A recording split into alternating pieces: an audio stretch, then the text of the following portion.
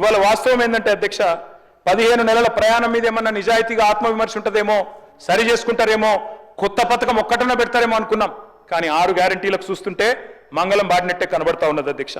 అధ్యక్ష రాహుల్ గాంధీ గారు స్వయంగా చెప్పారు అధ్యక్ష, 6 గ్యారంటీలకు వెంటనే చట్టబద్ధత కల్పిస్తామంటూ రాహుల్ గాంధీ గారు, సోనియా గాంధీ గారు స్వయంగా చెప్పిన మాట. కానీ ఈ రోజు వరకు చట్టబద్ధత లేదు, ఏది జరగలేదు అధ్యక్ష. 15 మాసాల్లో అధ్యక్ష శ్వేతపత్రాలు, దరఖాస్తులు తప్ప సాధించింది ఏమీ లేదు అధ్యక్ష. ఇవాళ తెలంగాణలో పాపులర్గా నడుస్తున్నది ఏంటంటే అధ్యక్ష, డైలాగ్ ఇవ్వాలి, ఎవరిని అడిగిన మంత్రులను తెలియదు, గుర్తులేదు, మర్చిపోయినాం.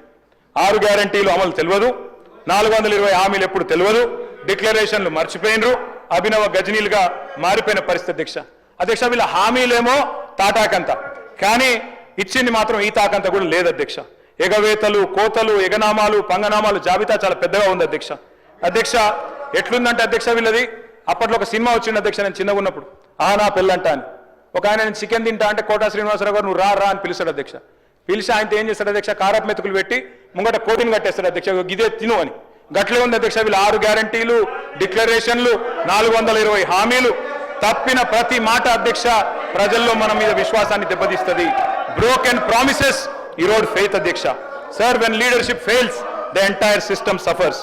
అధ్యక్ష ఎన్నికల ఏరు దాటినాక ఇవాళ హామీల బోట్ను తగలేస్తున్నారు మీరు, విశ్వాసం కల్పించి విశ్వాసఘాతకం చేస్తున్నారు. మేనిఫెస్టోలతోనే ఎన్నికల్లో గెలుస్తాం అధ్యక్ష. మేనిఫెస్టో అంటే ఒక ప్రమాణ పత్రం అధ్యక్ష ప్రజలకు మనకు.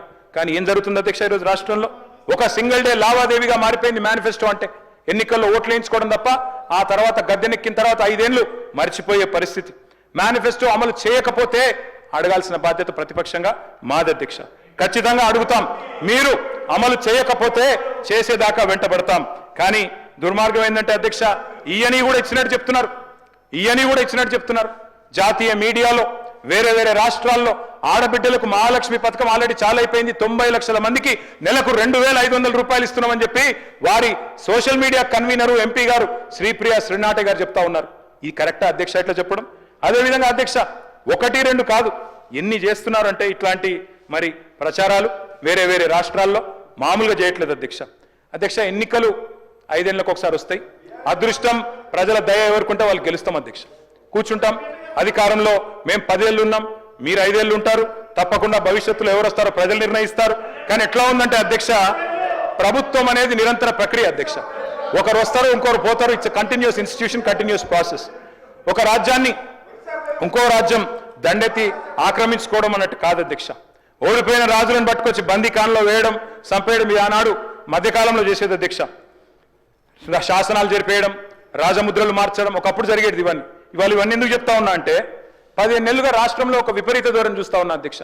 ఆనవాళ్ళు జరిపేస్తా, కేసీఆర్ ఆనవాళ్ళు ఉండొద్దు, ఈ శపథాలే ఇవాళ ఈ రాష్ట్రానికి శాపాలు అవుతా ఉన్నాయి. నేను ముఖ్యమంత్రి గారికి కోరుతా ఉన్నా, పాలకుడికి కావాల్సింది కక్ష కాదు. మీరు చిన్న వయసులో ముఖ్యమంత్రి అయినారు, సర్వ్ చేయండి, మంచిగా సర్వ్ చేయండి, ఇచ్చిన ప్రతి హామీ నిలబెట్టుకోండి. తప్పకుండా మళ్ళీ ప్రజలు అనుగ్రహించిన ఆశ్చర్యం లేదు. కానీ మీరు ఇదే రకంగా పోతే కేవలం కక్షతో, పగతో, ప్రతీకారంతో తుడిచేస్తా, చెరిపేస్తా, కూల్చేస్తా అంటే మాత్రం మీరే నష్టపోతారు, మాకేమి కాదు అధ్యక్ష. అధ్యక్ష పేరు ప్రఖ్యాతులు పెంచుకోవాలంటే, లాంగ్ లాస్టింగ్ లెగసీ ఉండాలి అంటే తప్పకుండా మంచి పనులు చేయాల్సిందే. చేయండి, మాకంటే ఎక్కువ చేయండి, మేము కాదనట్లేదు. కానీ రివెంజ్ పాలిటిక్స్ వల్ల రాష్ట్రం ఆగమవుతుంది, సంక్షేమం నుంచి సంక్షోభం దిక్కు పోతున్నది. నేను చెప్పలే, మీరే చెప్పిన ముఖ్యమంత్రి గారు. నిన్నగాక మొన్న మీరే చెప్పినారు